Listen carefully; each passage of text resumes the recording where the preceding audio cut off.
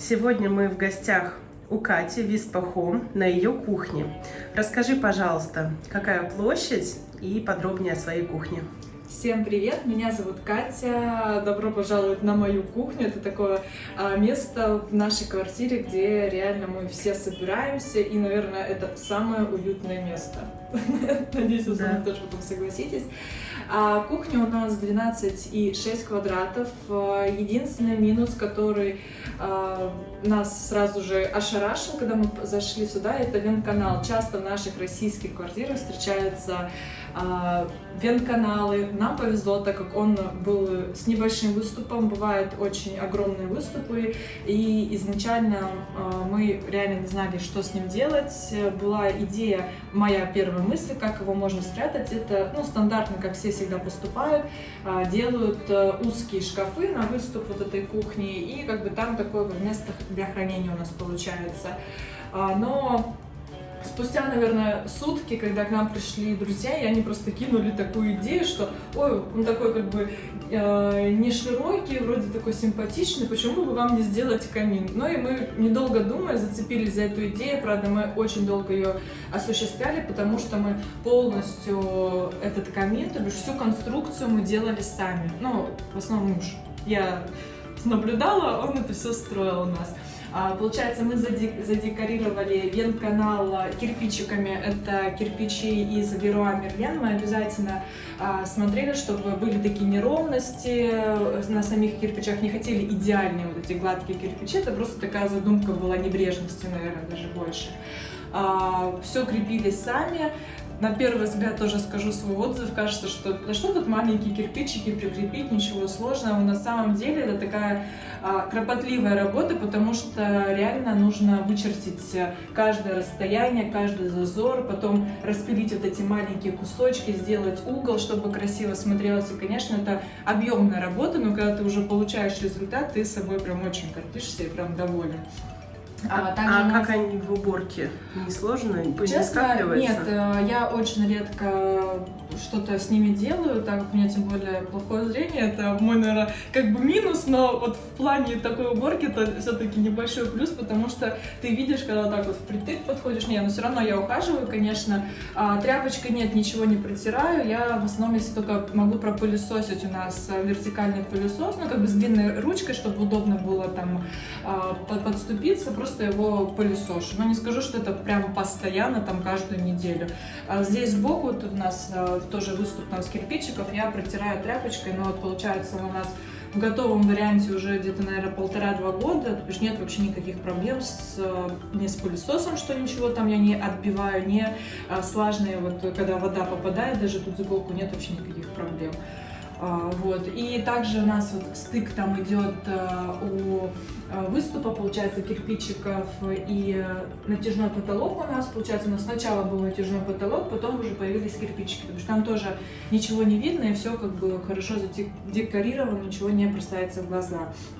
И сам низ, тут, получается, у нас каркас сделан, железный каркас и гипсокартон. То бишь муж все выпиливал, там строил эту конструкцию, но тут, получается, была какая трудность, то что сам вент-канал, он не такой как бы длинный, и получается нужно было найти подходящий камин, а с этим проблема. То бишь, если ты хочешь слишком маленький, то и цена, конечно. Тут все равно бюджет, чтобы не прям запредельные цены, поэтому мы искали камин и уже под него немножко, точнее под вент-канал искали подходящие размеры и уже его вписывали, можно так сказать. Вот. Многие, с чем я сталкивалась поначалу, когда очень много транслировала в своем блоге про камин, что многих цеплял взгляд, что почему вы здесь не продлили вот эту деревянную, как столешницу, буду ее пока что называть, потом расскажу, из чего она сделана. Почему вы ее не продлили, а как бы обрубили, и тут как-то непонятно все смотрится. Ну, во-первых, ты привыкаешь так жить, потому что тебя сильно это не цепляет. Во-вторых, в плане удобства. Здесь цельная столешница, здесь у нас мокрая зона, и постоянное взаимодействие с этим деревом была бы небольшая проблема. И изначально тоже, как у нас была сначала поставлена кухня, у нас делалось все по этапам, не сразу, что оп, и мы всю кухню поставим. У нас все делалось по этапу, по мере возможностей. А мы вообще здесь думали, у нас будут лежать декоративные дрова, либо что-то в таком стиле, но из-за того, что была проблема подобрать камин, и чтобы он вписался, конечно, для красоты мы зашли сюда кирпичиками, нам пришлось это сделать, чтобы как бы единую конструкцию, пропорции соблюсти. Вот поэтому здесь вот такой заход. Столешница — это у нас, последнее добавлю, это ступень. Лиственница тоже покупали в Leroy Merlin, потому что было дорого купить целую такую там столешницу какую-то огромную, ее выпиливать. Просто готовая ступень. Я ее со временем покрыла очень классным паркетным лаком, который можно использовать для внутренних работ, и почти, можно сказать, он попал в цвет с островом с нашим на столешнице. Но единственное, я бы вот в дальнейшем хотела немножко зашкурить, чтобы тоже получить такую неровность, потому что все-таки лестница такая хорошо обработанная, так как ступени, хочется вот тут тоже небрежность, чтобы с кирпичиками она совпадала. Да, это лайфхак. Да, вот.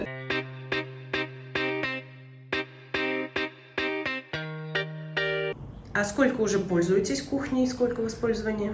Ну, получается, кухней мы пользуемся уже где-то 3 года. Уже могу сказать какие-то свои плюсы, да, плюсы-минусы, но больше все равно плюсов. Как бы минусы — это реально уже замечаешь, когда там в плане какой-то уборки, либо еще такие моменты возникают.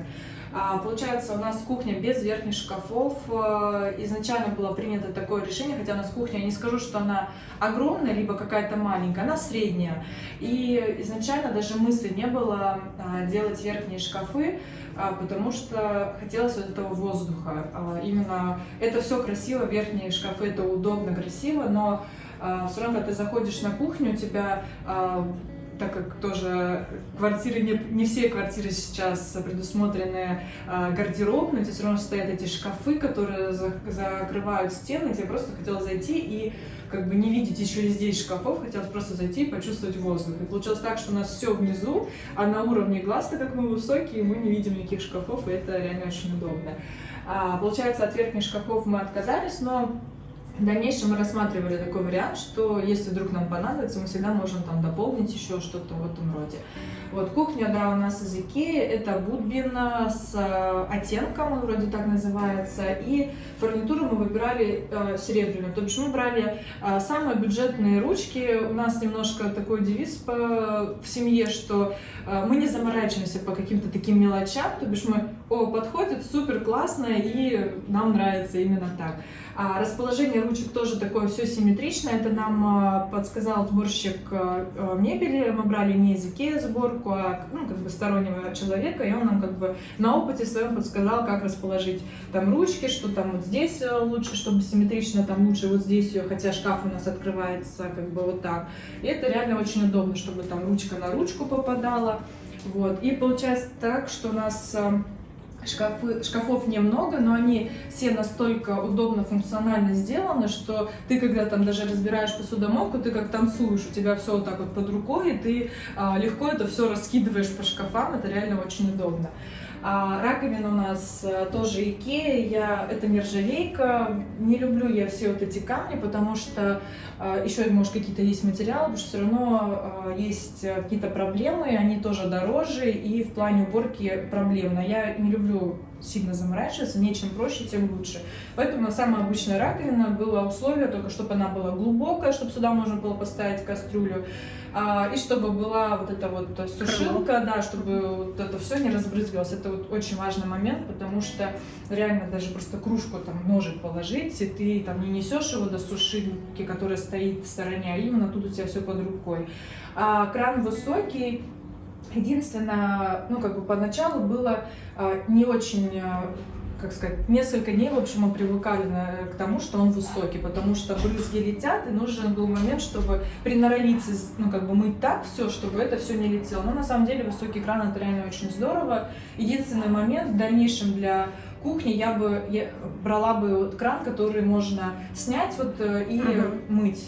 Это очень удобно в плане вымывать раковину. Это моя ошибка, и можно сказать, может, во мне сыграл какой-то эконом в этом плане. В дальнейшем я буду брать именно такой кран, и может даже, кстати, думаю, может этот поменять. Но этот кран 2 в 1, да? Да, это 2 в одном, это фильтр и вода. С ним тоже никаких проблем, он стоил 4000 при покупке, как бы, ну, он классный, стильный, но в плане удобства, чтобы вот помыть, нужно было лучше выбрать такой кран. Так, дальше у нас тут зона такая мною придуманная для удобства. Тут у нас висит полотенце, задекорировано все цветком, это тоже Икея фейка. И спрятано в такой маленький контейнер, тоже из Икея, губка и тряпочка.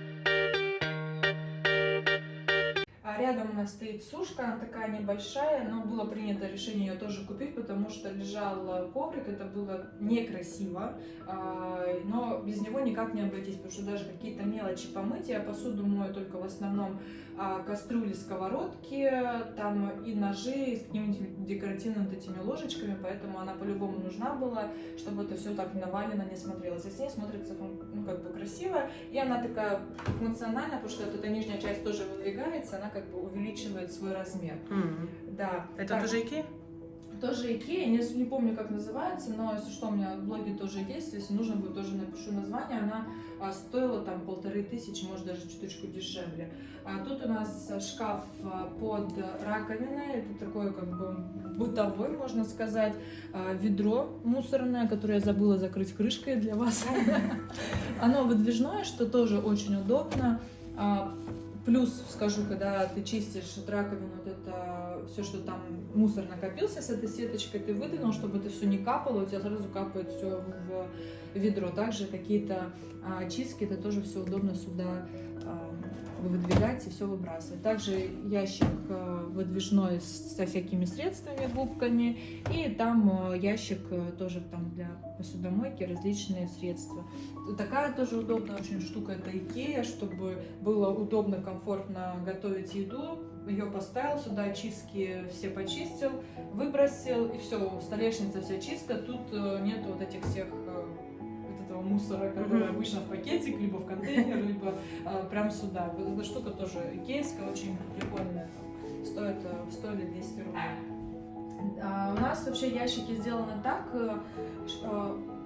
для меня было важно, чтобы мне было удобно. Потому что я не хотела в каких-то моментах экономить, потому что это ну, как бы время, и ты на это тратишь свое время, когда ты можешь делать что-то другое. Поэтому у нас все ящики выдвижные и максимально комфортные в плане, вот, чтобы что-то с них брать. Тут стандартный ящик угловой, который также выдвигается. Ты не лезешь с головой в тот угол, чтобы достать какую-то баночку. Ты его выдвинул к себе, достал там тарелочку, что-то в этом роде, и все. Вот. Потому что в таких ящиках угловых обычно, если нет каких-то выдвижных элементов, там склад. Просто склад, который там некрасиво там все смотрится. Это не в обиду у кого так, но просто так и есть, что тут у тебя все на глазах, ты выдвинул, достал, это все выдвигается, и как бы максимально удобно, даже если там банки хранить, какие-то там закрутки вот в этом. Так, дальше у нас тут ящик 80 сантиметров, что тоже отмечу, что это очень удобно, когда вот этот ящик для столовых приборов, он очень широкий, потому что он также добавляет, если есть возможность, да, сделать такой широкий ящик, он добавляет эту воздух, простор, и как бы получается он вписывается у нас четко под варочную панель, как бы по размерам это все пропорционально. Здесь у нас верхний ящик — это столовые приборы, наполнение как бы вот это вот внутреннее — это Икея, но сейчас заменили они, кстати, вот это вот наполнение. Было раньше вот белое, что со временем, спустя 3 года, он тоже впитывает в себя вот эти все краски, например, специи, какая-то там с пальца немножко потер, и потом это все тяжело отмыть. Сейчас у них, по-моему, если не ошибаюсь, более такие они плотные и сероватые, что грязь как бы не будет сильно видно. И вот тоже плюс какой хотела отметить, но я сейчас на дальних ящиках покажу. Здесь второй ящик, у нас все горизонтально получается такое хранение, бокалы, кружки. Кружки разнобой, потому что мне становится скучно пить с одной и той же кружки. Тут еще половины нету как бы в мойке, поэтому Я раньше, когда мы переехали в квартиру, пыталась прийти к тому, что у нас все будут одинаковые тарелочки, одинаковые кружечки, но спустя там полгода-год я поняла, что мне скучно, и поэтому я разбавляю разными кружками, разными тарелками, как бы разными чайниками.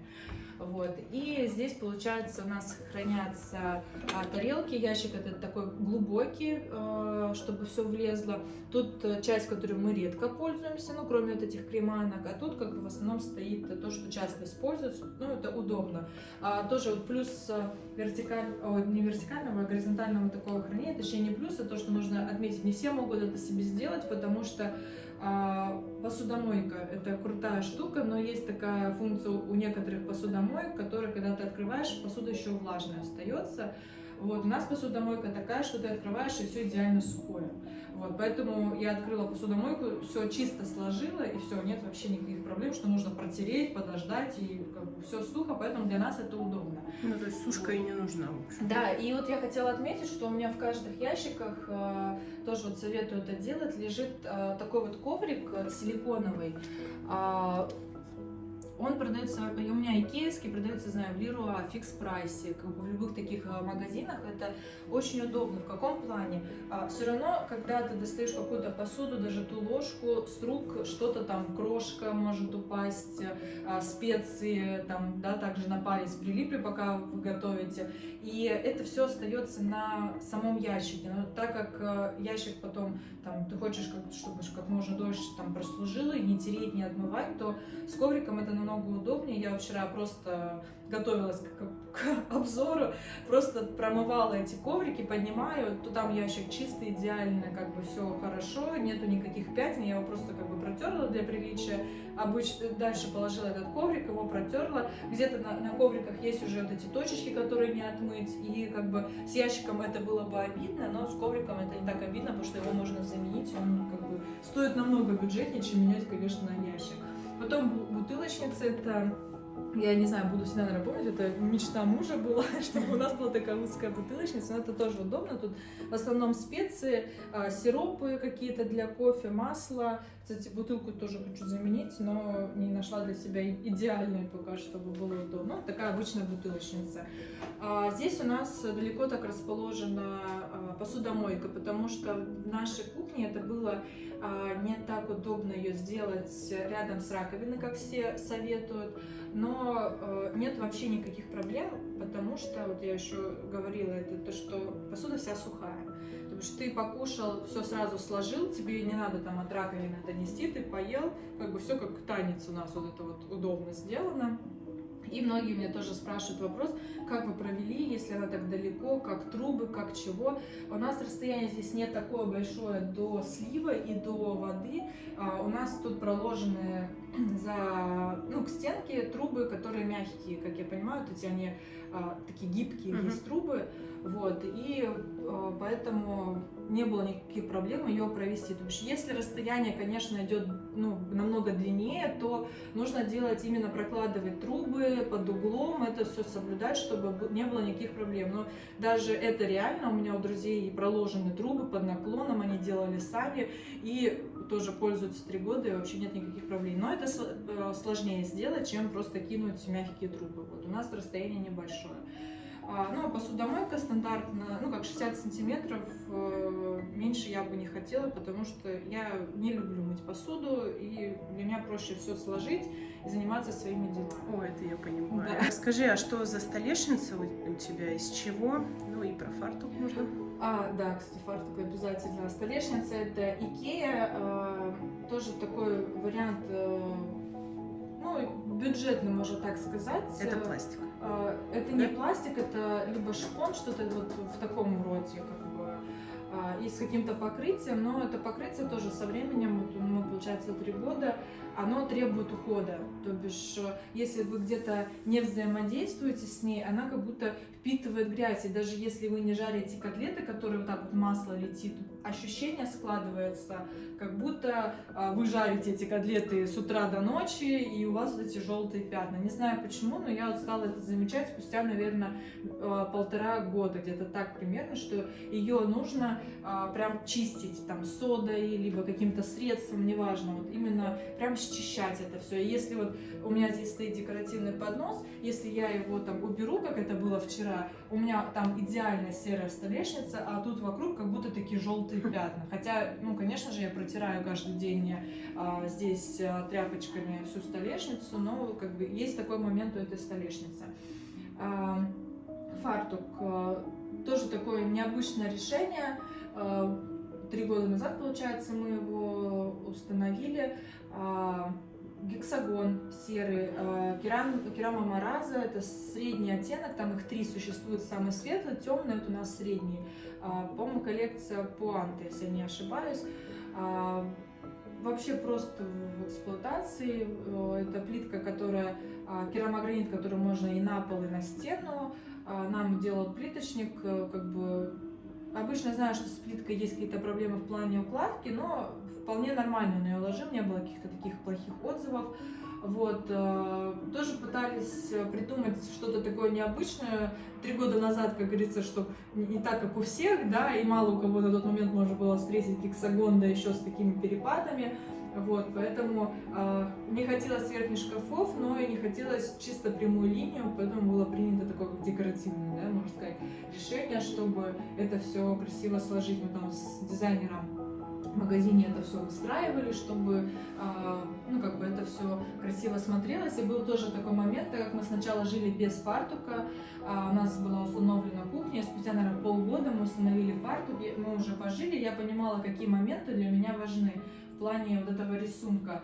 Например, здесь у меня вот, ну, как бы идут возвышенности, да, вот этого гексагона, потому что поначалу у меня не было вот этой сушилки, она у меня появилась тоже со временем, у меня лежала здесь такая губчатая для посуды полотенце там, и я когда облокачивала противень, как после того, чтобы он высох, я облокачивала сюда.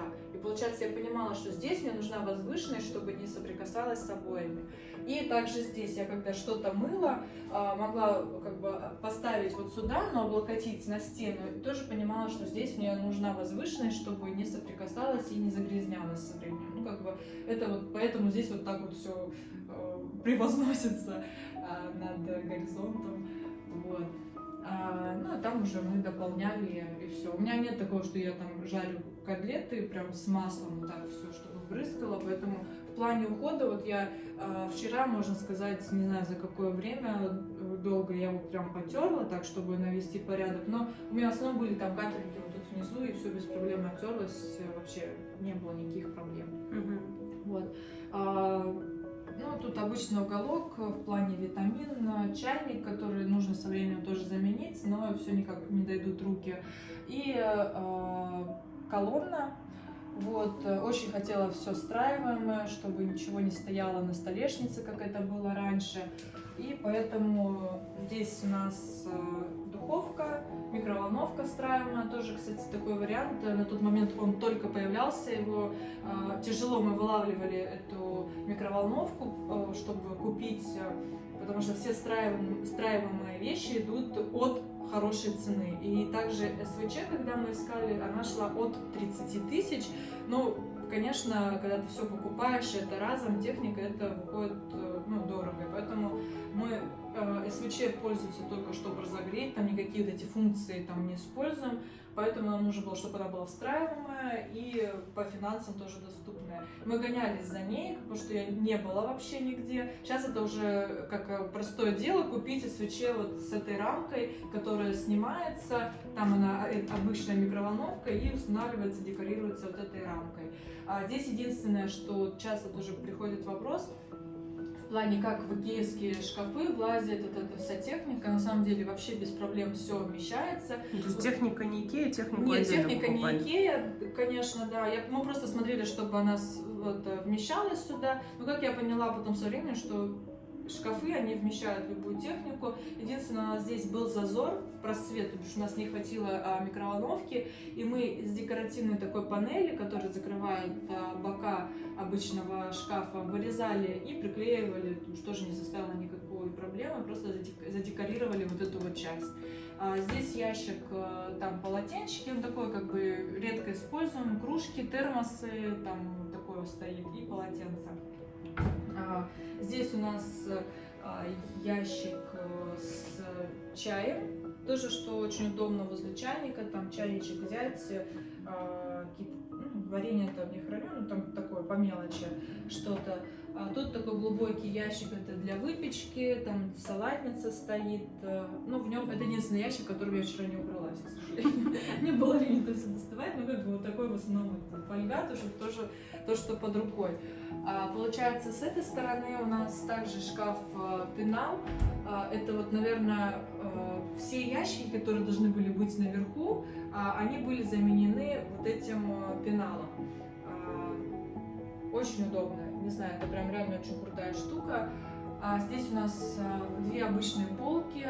В этот ящик у меня очень много всего вмещается, можно сказать, все крупы, вся такая техника в плане тостера, ростера, вот это все здесь.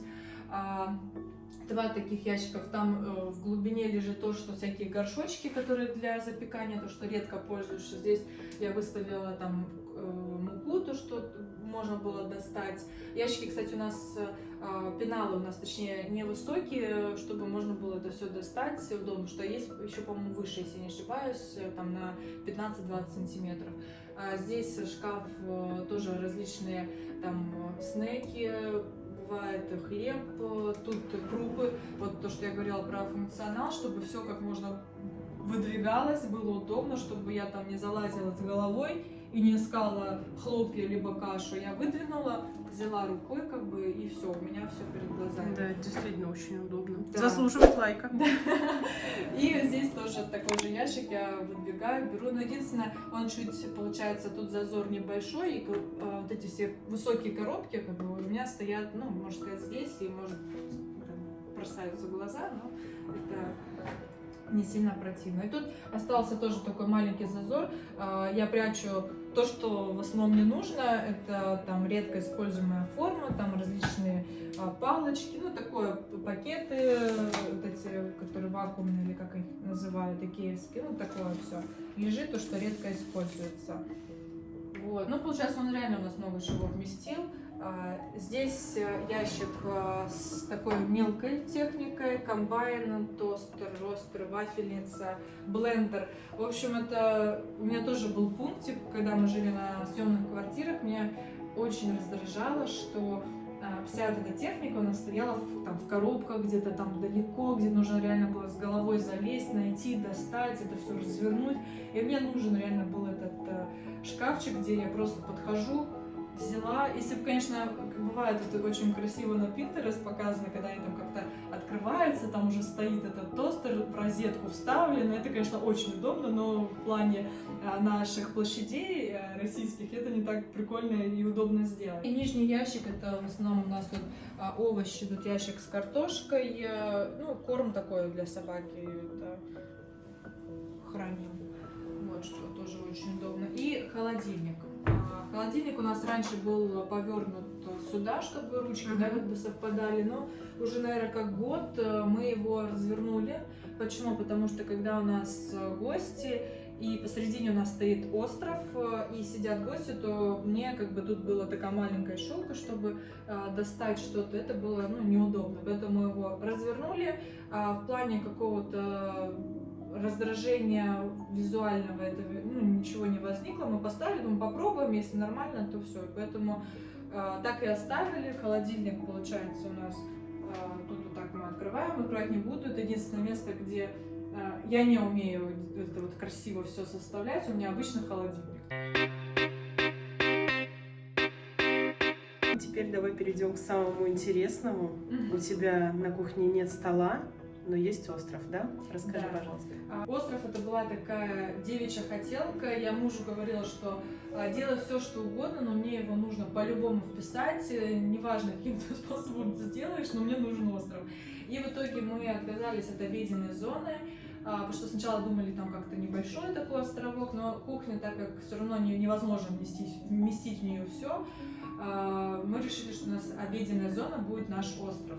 В общем, можно подойти, когда друзья приходят, мы просто стоим за ним, там общаемся, пока я тут готовлю, они стоят, это очень удобно. Но и при этом можно сесть, там, понятно, кушаем, завтракаем, обед, ужин, все у нас происходит здесь.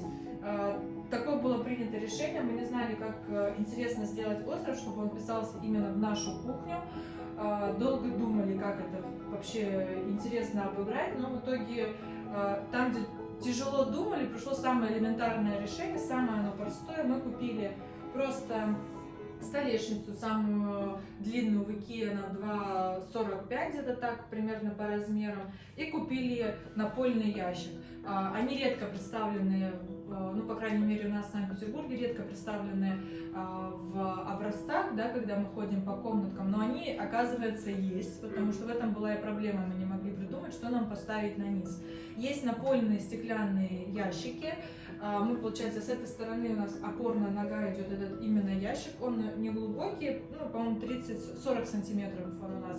Потом мы от этой огромной нашей столешницы отложили высоту, нам сборщик мебели отпилил, и получается то, что осталось от столешницы, это вся наша рабочая зона. Получается, у нас нету никаких обрезков, все ушло вот на этот остров. И с этой стороны потом мы это снимем, тут у нас, получается, столешница просто переходит вот тоже в этот заворот. Тут ящик у нас стеклянный, это то, что редко используется. Ну, бокалы стоят там, для шампанского, для вина. В общем, что там еще? Там кружечки какие-то. И есть подсветка. Подсветка это из Икеа. Кстати, думала, на зиму можно заменить на теплый свет. Здесь у меня холодный. И получается, я уже тоже 2 года пользуемся, сейчас пойдет 3-й год, я только ее начинаю включать, потому что в зимний сезон она больше актуальна, в летний не актуальна. Очень красиво, ты ее оставляешь, уходишь, приходишь там вечером, так как сейчас темнеет рано, и тут так как бы уют такой подсвечено все.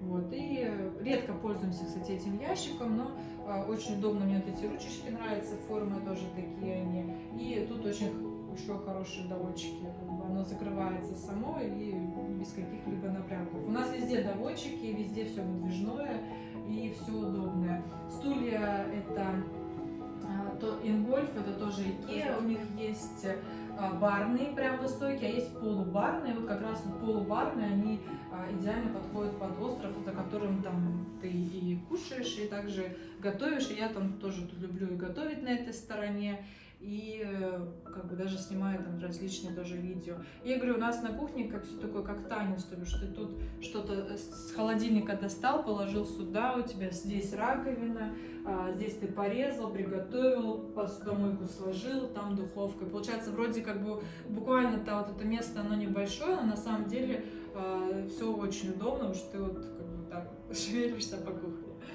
танцуешь. Класс.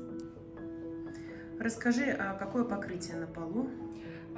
Так, про покрытие. Это, наверное, самое первое, конечно, что было сделано на кухне. У нас кварц-виниловая плитка. Это, наверное, одно из лучших решений, которое было принято. Изначально я хотела обычную плитку, керамогранит. Когда мы начали подбирать именно рисунок, что нам нравится, мне хотелось что-то такое более бетон. Во-первых, плитка стоила хорошая от 2-3 тысяч и выше, плюс нужно было купить клей, плюс работа мастера, плюс там расходный материал. И, конечно же, когда идет в работу керамогранит, нужен теплый пол. Все, если сложить, то это трудозатратно, и бюджет тоже нужен был хороший. И мы как-то случайно в магазине, когда смотрели покрытие, увидели, нам очень посоветовали кварц-виниловую плитку. Оно вот, есть немного как разное сейчас, на данный момент она только появлялась. Получается, Я, наверное, не буду прям описывать, как это выглядит, потому что я могу ошибаться именно, как это выглядит со стороны, но там вот в этом верхнем слое, там как будто вот перемолотые, что-то перемолотые, как камушки идут, и потом это все на такой мягкой подложке, вот. Удобно то, что ты можешь сам это уложить вообще без каких-либо проблем. Это режется ножиком таким острым, ну, строительный нож. Это все режется без проблем, это все быстро, и как бы мы сами это покрытие и уложили. Да? Единственное было к моменту этого покрытия то, что нужен идеально ровный пол. То есть, когда мы сняли ламинат, убрали эту подложку, конечно же, от застройщика очень интересный был уровень пола, очень интересная была ровность вот эта вот вся. Был, конечно, перепад. Мы сами с мужем заливали пол. У меня, кстати, в начале блога тоже есть видео. Это очень интересное время было, можно так сказать, потому что нужно было купить этот наливной пол, его тонким слоем налить, нужно было установить уровень, эту ниточку, все сделать. Мы его заливали, разравнивали и, грубо говоря, как с того угла начинали и выходили, потому что он должен был высохнуть какое-то время, там, не помню, 12 часов, и уже когда идеальный пол, то вот это покрытие, оно 4 миллиметра, и оно укладывается вообще без каких-либо проблем, без каких-либо перепадов. Частый вопрос, холодное ли это покрытие? Нет. Если мы берем плитку керамогранит без теплого пола, конечно, то плитка намного-намного холоднее. Это покрытие, оно даже теплее, чем ламинат. Вот. Действительно. Я даже хотела спросить, есть ли теплый пол. Нет, теплого пола нет. И самое интересное, что даже если сравнивать ламинат, износоустойчивый, да, там эту плитку, это, конечно, намного-намного лучше материал. И даже когда животные дома, и у нас бежит собака по ламинату, вот это цок-цок-цок, это мы все слышим, либо она бежит здесь, то бишь что-то он такой, как приглушает даже этот звук, он реально приглушает. Вот. И очень, если потрогать руками, либо ходить босиком, реально приятно это само идет покрытие. Вот. Швы не затирать, ничего не надо, поэтому это, наверное, самое лучшее покрытие, которое вот на данный момент для меня лично существует, потому что оно стоит также от 2500, как и купить плитку, да, керамогранит, но это реально удовольствие, то бишь стоит потратить на это деньги, вы сэкономите по сравнению с плиткой, но при этом получите удовольствие в дальнейшем от этого, ну, покрытия, и потом, когда будете жить. Вот. Красота. Скажи, а вытяжкой пользуетесь? Она угольная, не подключена? Вытяжка, да, у нас она угольная, и она не подключена. Вообще изначально я собиралась пользоваться вытяжкой, искали самую такую, чтобы вписалась в интерьеры, без всяких каких-то таких прикрас по функционалу, но в итоге вышло так, что изначально мы, когда покупали, не было фильтров в наличии, как-то их не было, и в итоге мы привыкли жить без этих фильтров и без использования вытяжки. Получается, у нас тут была дырка под эту вытяжку, и мы просто эту дырку, и мы уже сейчас так шутим, мы закрыли эту дырку вытяжкой, которая в тот момент стоила 18 тысяч, но эта фирма, кстати, очень хорошая, по вытяжкам тоже вот хочу посоветовать, потому что, как я помню, нам рассказывали, это один из первых производителей, кто начал выпускать вытяжки. То бишь они прям знают всю внутрянку, как чего, как лучше, чтобы долго служило, хорошо работало. Поэтому мы выбирали вот именно эту фирму. Я просто могу неправильно прочитать, поэтому не буду корявить вот это слово. Куперсберг это вроде. Да, вы можете сами найти, как бы обратить на них внимание. По ценнику сейчас не знаю, как они стоят, но нам реально очень советовали. Ну, может, когда-нибудь мы, может, и будем пользоваться. Я думала, что я буду пользоваться во время беременности, потому что я знаю, что во время беременности запахи это все раздражает, но у меня не было такой проблемы, поэтому мы ее даже во время беременности не подключили в итоге. Спасибо. А расскажи еще про свет, пожалуйста. Да, свет, кстати, тоже важный такой момент. Мы его делали почти сразу. У нас была, как и везде, во всех квартирах выведена просто под одну люстру, но для кухни это очень мало.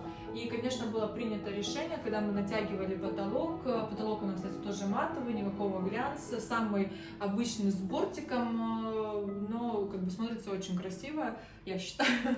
Вот. И мы специально просили, чтобы нам вывели много света. Получается, у нас 3 спота по рабочей поверхности, которые можно направлять как угодно.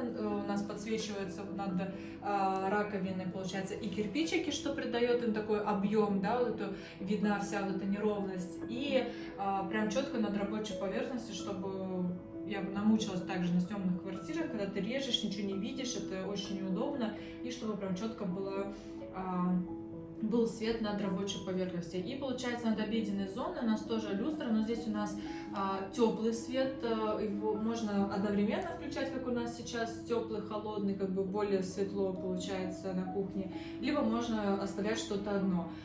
Это реально очень удобно, потому что когда ты утром встаешь, тебе не хочется, чтобы этот свет бил в глаза, я включаю только вот этот теплый свет, и получается намного комфортнее находиться. Вот. Люстра тоже самое, можно сказать, обычная на тот момент, когда мы покупали, но вообще не было никаких проблем, она как бы красиво вписалась. Я, может быть, даже хотела что-то более низкое, там, может быть, несколько, вот как сейчас тоже интересно делают, варианты, когда несколько плафонов очень красивых, там и ретро сейчас вот это все, и лофт, ну, красиво смотрится, но мы почему-то решили, что под нашу кухню, под вот этот именно фасад подойдет тоже такая, как она более, можно сказать, классическая, но при этом есть такие нотки современности, там, ну, и винтаж, и вроде что-то современное у нас осталось. И когда мы только установили этот свет, мы зашли на кухню, помню, стояли вот сейчас холодильник, такие смотрим, кошмар, как же светло, зачем мы сделали столько света, можно же было там отказаться от одного спота, но со временем ты понимаешь, так как у нас Санкт-Петербург и темнеет сейчас уже там в 5, потом будет в 4, то свет этот очень нужен, и я уже потом, спустя какое-то время, поняла, что, возможно, надо было даже делать еще не только по этой стороне спота, и еще сделать по той стороне, где стоит холодильник и шкаф-пенал, чтобы осветить еще ту сторону. Вот. Но уже как бы мы сделали, нам сделали разводку, поэтому как бы живем мы уже с таким количеством освещения. Но действительно, на кухне очень светло, что в нашу питерскую серость, да, очень актуально. Это очень нужен свет, но это очень важно. Спасибо большое, что пригласила. У тебя действительно классная кухня и поделилась многими лайфхаками. Спасибо огромное тоже, что ты пришла. Мне было реально очень интересно такой опыт, тем более ты заставила меня убраться на кухне. Как бы смешно это не звучало. Вот, но мне было также приятно рассказать про нашу кухню, рассказать про какие-то нюансы, плюсы, минусы, чтобы в дальнейшем также людям, кто будет смотреть, было это очень интересно, актуально и могли воспользоваться какими-то идеями, либо наоборот отметить для себя, что, господи, я это никогда не сделаю, зачем ты так сделала? Вот, мне очень понравилось. Пишите также в комментариях, что вам понравилось, что нет, что бы вы сделали, что бы не сделали, что модно, что не модно. Вот, и ставьте лайки, подписывайтесь, и пока-пока. Пока!